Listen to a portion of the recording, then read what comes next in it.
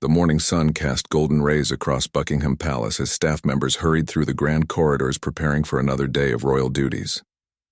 Among them was James Fletcher, a dedicated royal guard who had served the monarchy for 15 years. His loyalty to the crown was unwavering, and his respect for tradition ran deep in his veins. On this particular Tuesday morning, something extraordinary was about to shake the very foundations of royal protocol. Camilla, the queen consort, had been settling into her role with grace and dignity since the coronation. She understood the weight of her position and the expectations that came with wearing the crown alongside King Charles. However, beneath the polished exterior and carefully chosen words, she was still adjusting to the countless rules and regulations that governed royal life. Every movement, every decision, every request had to follow centuries of established protocol. The day began like any other at the palace. Camilla had morning tea in her private chambers while reviewing her schedule for the week. She had several charity events planned, meetings with various organizations, and a special visit to a children's hospital that was particularly close to her heart.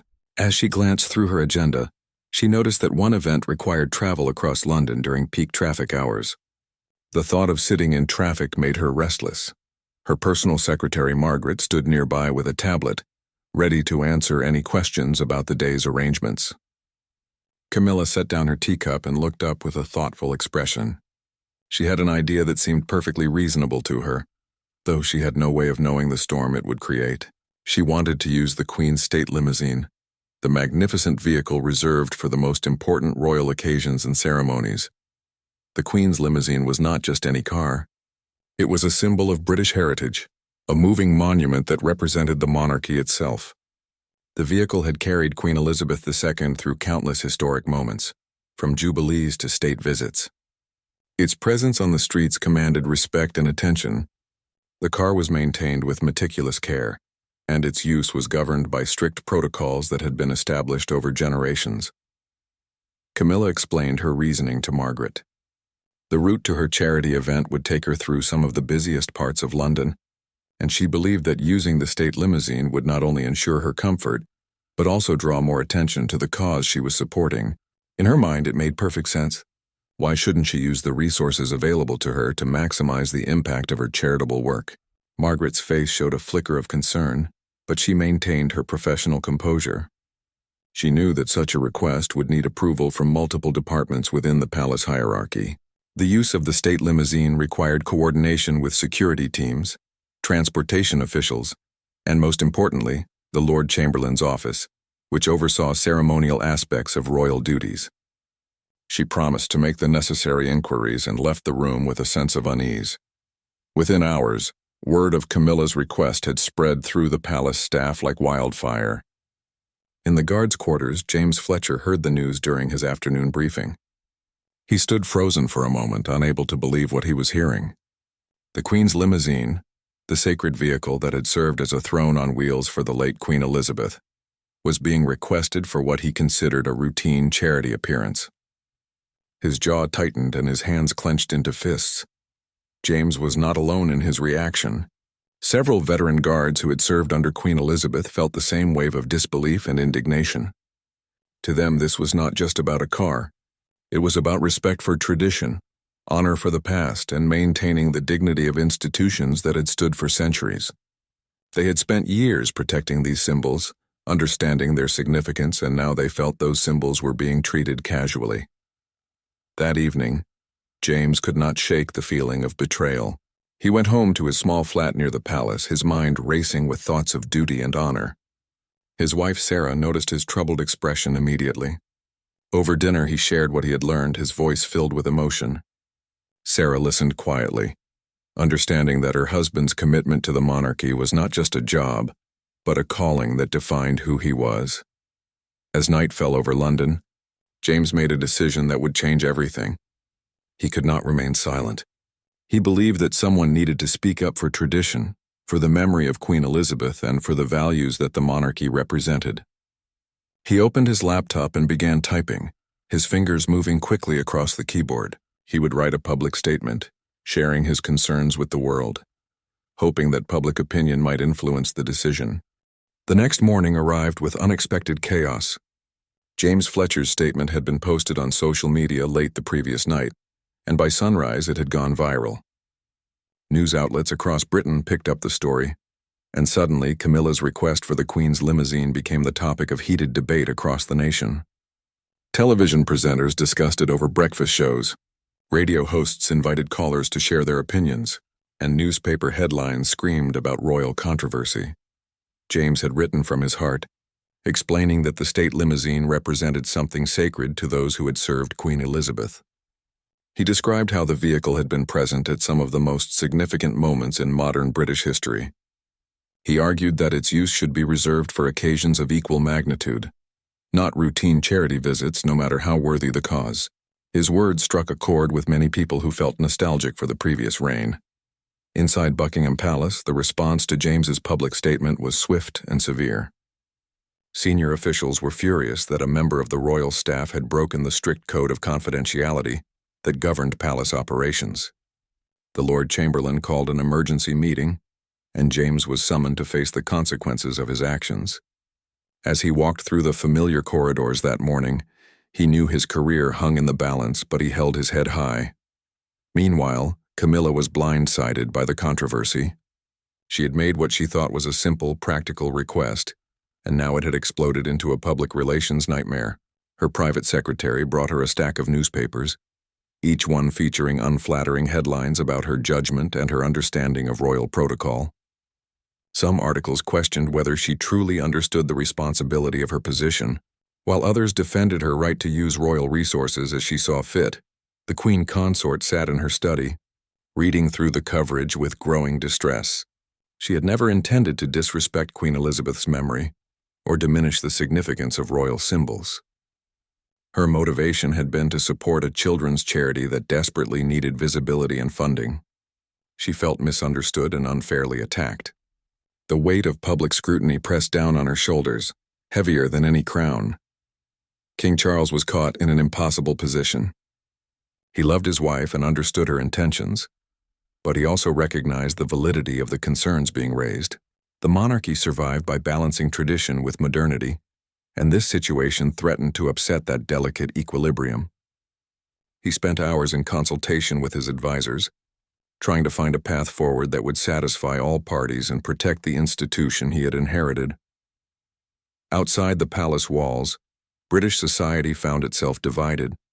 Older generations, who remembered Queen Elizabeth's long reign with deep affection, tended to sympathize with James Fletcher.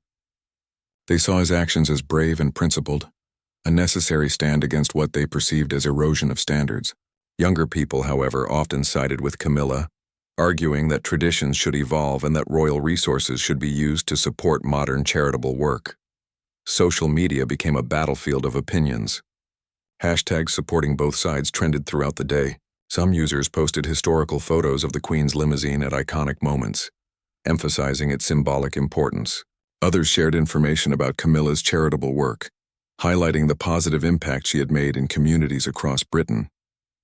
The conversation grew increasingly polarized, with nuance and middle ground becoming rare commodities. Television debates featured historians, royal experts, and public figures arguing passionately about what this controversy revealed about Britain's relationship with its monarchy. Some saw it as a healthy discussion about modernizing ancient institutions. Others worried it exposed dangerous divisions that could undermine public support for the royal family. The media coverage was relentless, with new angles and opinions emerging every hour. James Fletcher became an overnight sensation, though not necessarily in the way he had anticipated. Some praised him as a hero standing up for his principles. Others condemned him as disloyal and accused him of seeking attention. He received thousands of messages, some supportive and encouraging, others threatening and hateful. The experience was overwhelming, and he began to question whether his actions had been wise. His family bore the brunt of the public attention as well.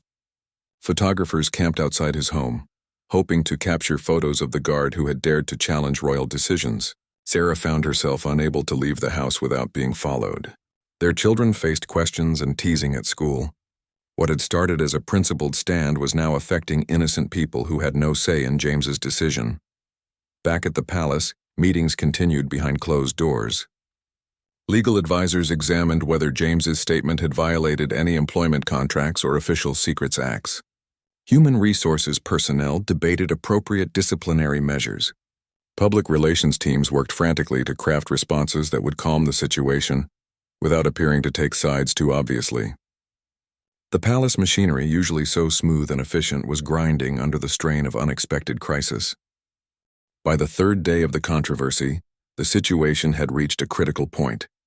Political figures began weighing in, with some members of parliament suggesting that the incident revealed broader questions about royal spending and accountability. Opposition politicians seized the opportunity to question whether the monarchy represented good value for taxpayers, using the limousine dispute as evidence of disconnect between royals and ordinary citizens. Camilla knew she needed to address the situation directly. She could not hide behind palace walls while her reputation was being torn apart in the public square. After lengthy discussions with her advisors and King Charles, she decided to make a personal statement.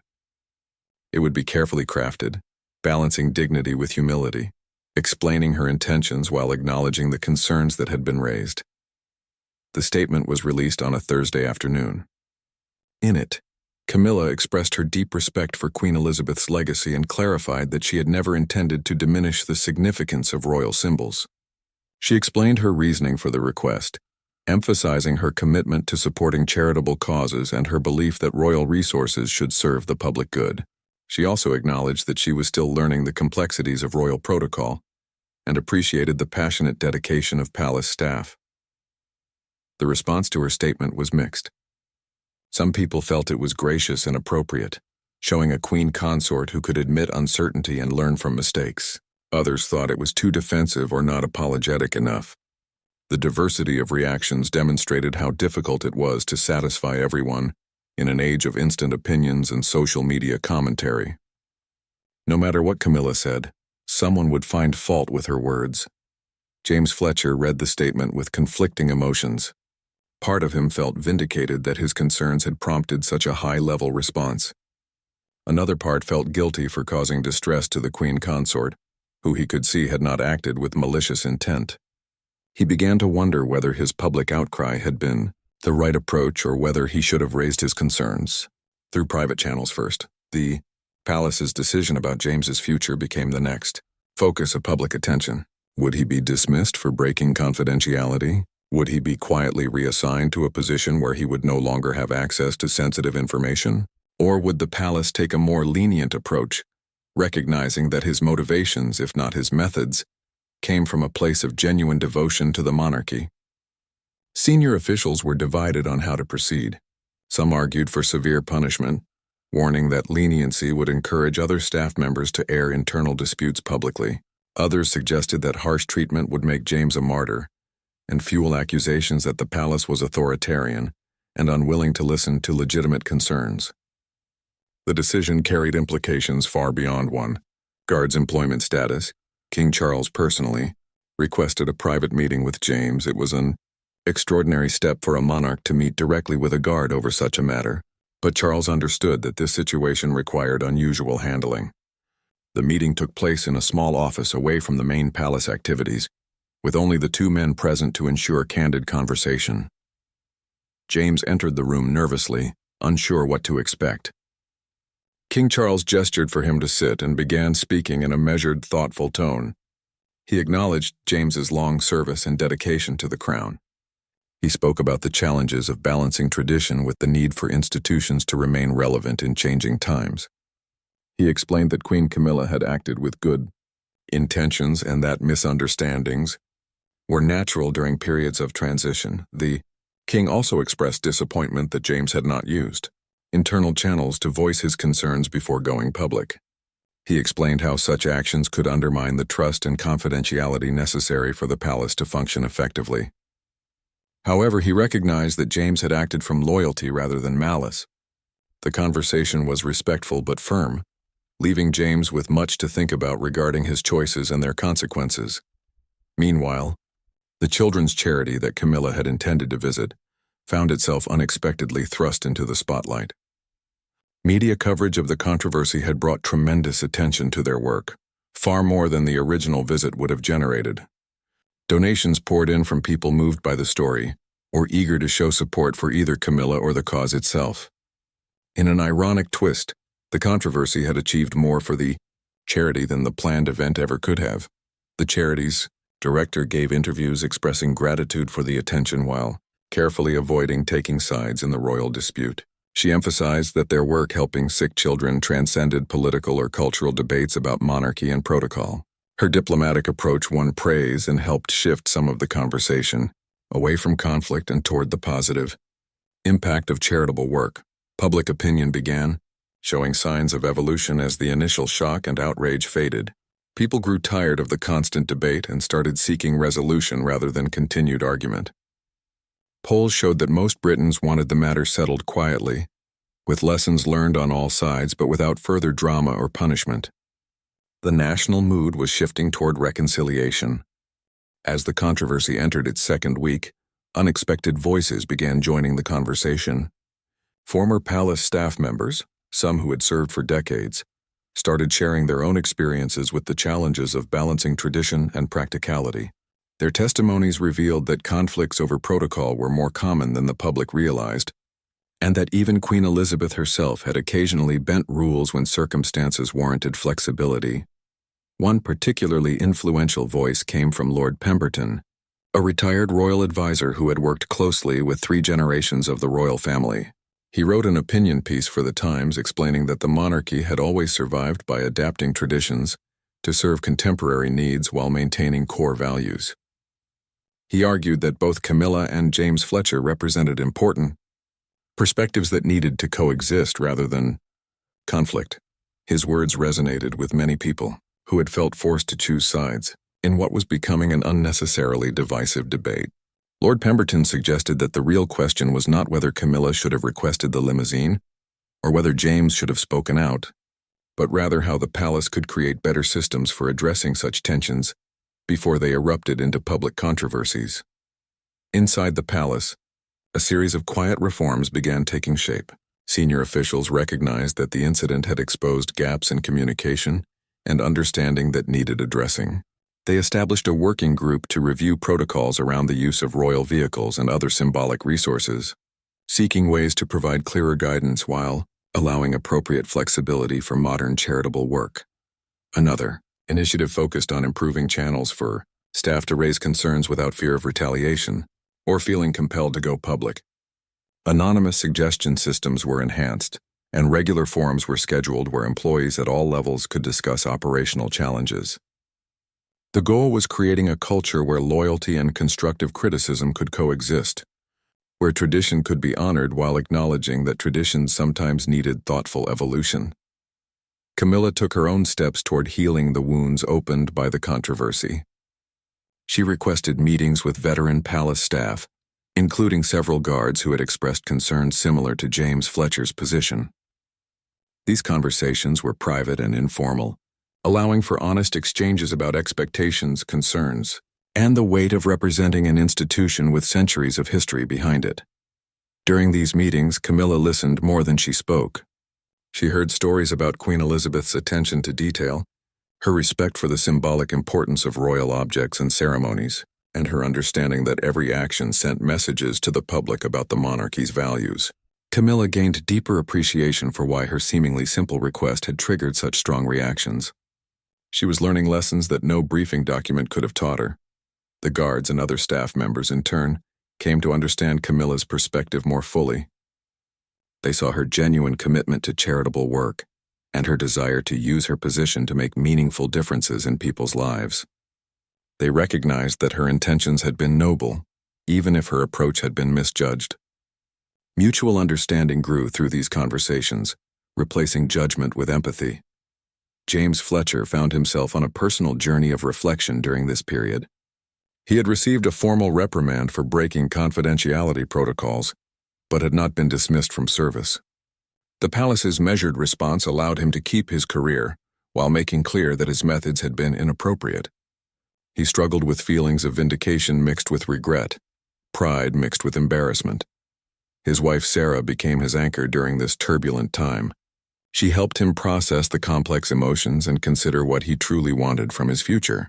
James realized that his love for the monarchy and its traditions could be expressed through positive contributions rather than public protests.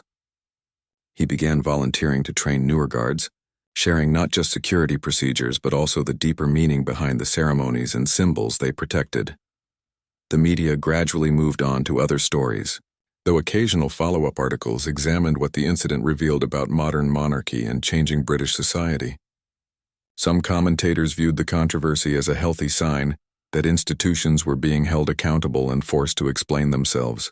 Others worried it demonstrated dangerous disrespect for traditions that provided stability and continuity in uncertain times. International observers watched the situation with fascination. Royal families in other nations studied how the British monarchy handled the crisis, drawing lessons for their own institutions. Some saw it as evidence that ceremonial monarchies must constantly negotiate between heritage and relevance.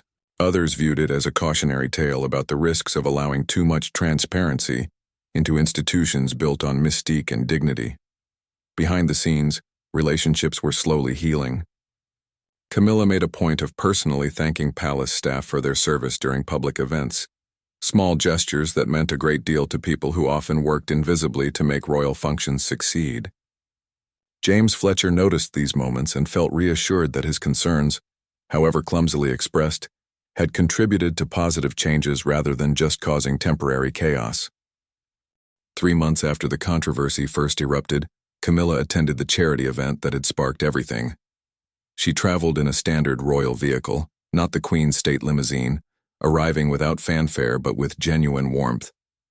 The children at the hospital welcomed her with handmade cards and excited smiles, completely unaware of the storm that had surrounded her planned visit months earlier. As Camilla moved through the hospital wards, speaking with sick children and their worried parents, she felt a renewed sense of purpose. This was why she had wanted to draw attention to the visit in the first place. These children needed support, resources, and hope. The controversy seemed absurd when standing in a hospital room holding the hand of a frightened 6-year-old facing surgery. What mattered was the difference she could make, not which vehicle she arrived in.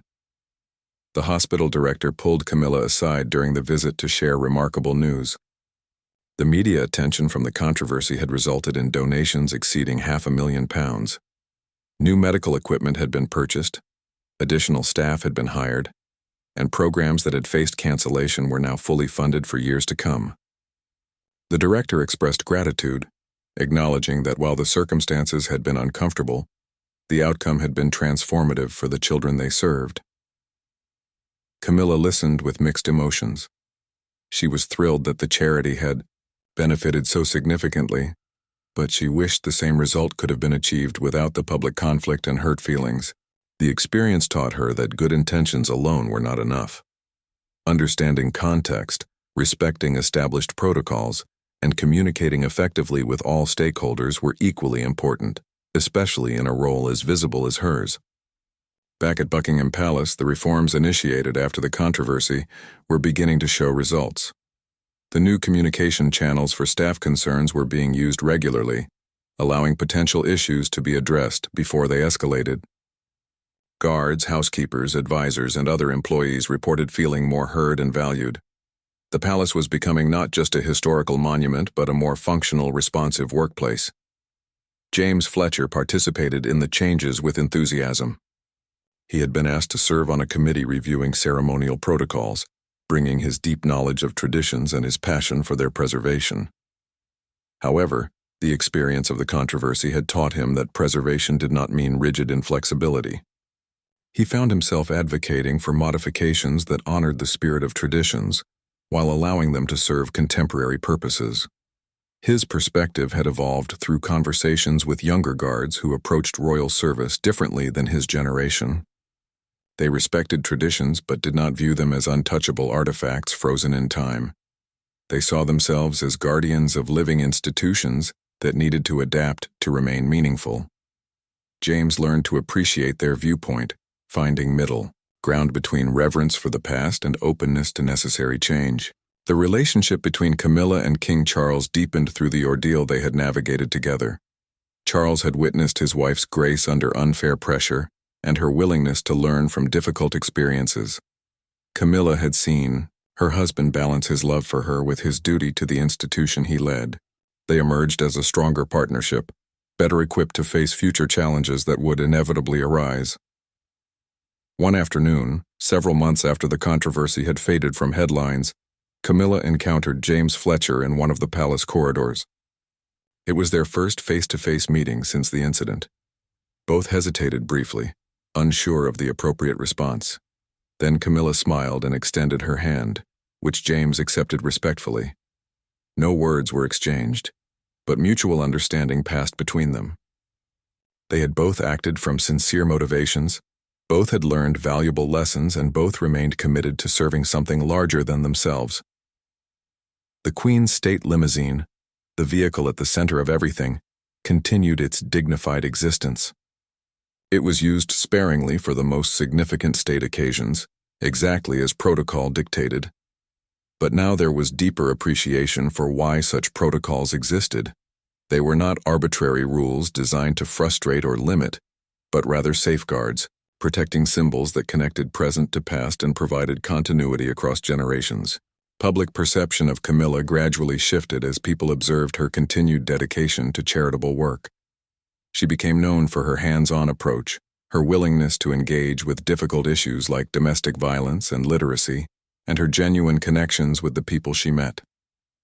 The limousine controversy became a footnote in her story, rather than its defining chapter, remembered as a learning experience rather than a lasting scandal.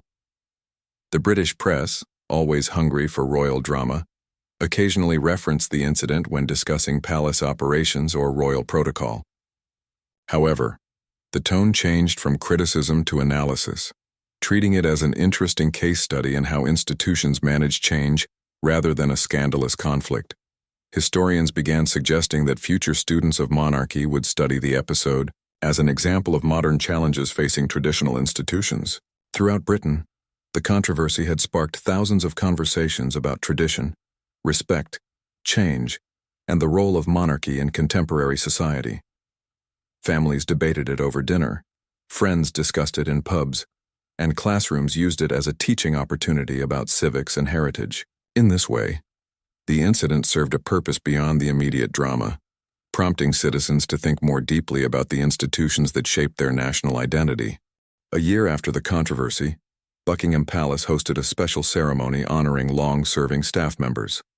James Fletcher was among those being recognized for his 15 years of dedicated service. As he stood in the Grand Hall wearing his formal uniform with newly awarded commendations, he reflected on the journey that had brought him to this moment. The man who had once risked everything to make a public stand now understood that true service meant working within systems to improve them, rather than attacking them from outside. When Camilla entered the ceremony to present the awards, the atmosphere was warm and respectful. She had spent the past year building genuine relationships with palace staff, learning names, asking about families, and showing appreciation for the countless invisible tasks that kept the monarchy functioning smoothly. The staff members in the room felt valued in ways that transcended formal recognition, creating loyalty rooted in mutual respect rather than mere duty. As Camilla pinned the commendation to James's uniform, she leaned in slightly and spoke words that only he could hear. She thanked him for his honesty, acknowledging that his concerns, though expressed imperfectly, had prompted important conversations and positive changes. James felt a lump form in his throat as he realized that what had seemed like a career-ending mistake had somehow transformed into a catalyst for meaningful reform. The ceremony concluded with a reception where royals and staff mingled more freely than usual. King Charles moved through the crowd with genuine interest in people's stories and experiences. Camilla laughed easily, sharing jokes with housekeepers and discussing favorite charities with advisors. The atmosphere reflected the cultural shifts that had occurred within palace walls over the past year, shifts toward greater openness and mutual appreciation. Sarah Fletcher stood beside her husband during the reception, proud of how he had navigated an impossible situation. Their family had endured intense scrutiny and pressure, but they had emerged stronger and more united. Their children had learned valuable lessons about standing up for beliefs while also understanding the importance of choosing appropriate channels for expressing concerns.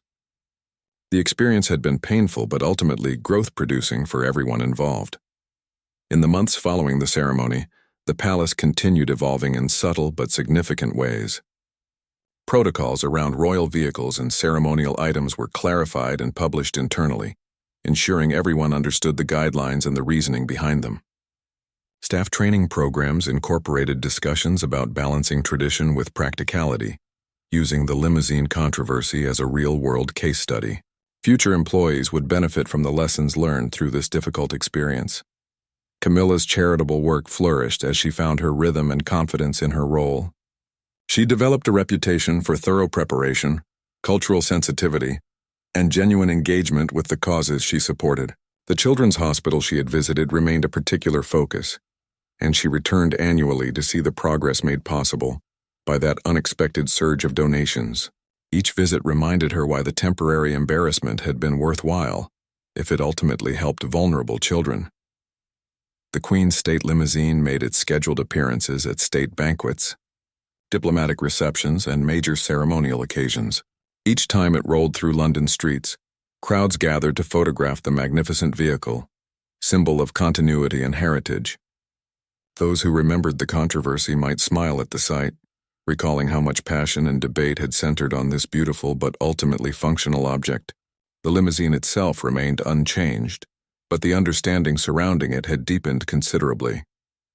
James Fletcher continued his service with renewed commitment and broader perspective. He mentored young guards joining the Royal Protection Team, teaching them not just about security procedures but about the deeper significance of their work. He emphasized that protecting the monarchy meant safeguarding traditions, while also allowing necessary evolution. His own story became a teaching tool, demonstrating both the importance of speaking up for principles and the necessity of doing so through appropriate channels. Years later, when historians wrote about King Charles's reign, they noted the early controversy over the limousine as a defining moment in establishing the tone for his monarchy. It demonstrated a willingness to listen to criticism, to implement reforms, and to balance reverence for tradition with recognition that traditions must serve contemporary purposes to remain relevant. The incident was referenced as an example of institutional resilience and adaptive capacity. For the individuals directly involved, the memory of those turbulent weeks faded into the background of daily life, but left lasting impressions. Camilla carried forward the lessons about consultation, communication, and respecting the symbolic weight of royal resources. James maintained his passion for traditions while embracing the reality that living institutions must breathe and grow. Both had been changed by the experience, shaped into more thoughtful, effective servants of the crown and the people it represented. The broader British public moved on to other concerns and controversies, as publics always do. New royal dramas emerged and captured attention. Political upheavals dominated headlines. The limousine controversy became a historical footnote, occasionally mentioned in documentaries about modern monarchy, or included in trivia about royal protocol. Its legacy persisted not in continued public discussion, but in the quiet reforms it had prompted within palace walls. On quiet evenings, when Camilla reviewed her schedule for upcoming events, she sometimes thought back to that morning when she had made a simple request without understanding its implications. She smiled at her younger, less experienced self, feeling compassion for the woman who had been learning to navigate an impossible role under intense scrutiny.